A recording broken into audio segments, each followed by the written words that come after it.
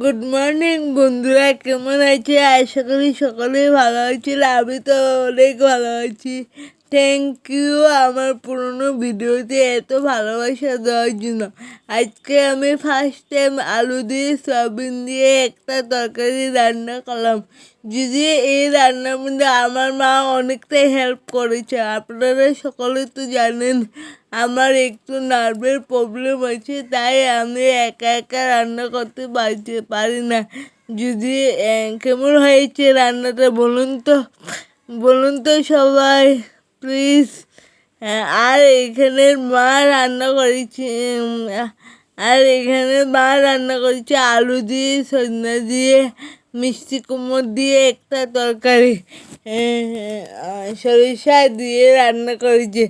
আমি পাশে দাঁড়িয়ে থেকে দেখেছি। আজকে একদিন ইচ্ছা আছে আমি নিজের হাতে এই রান্নাটা করব।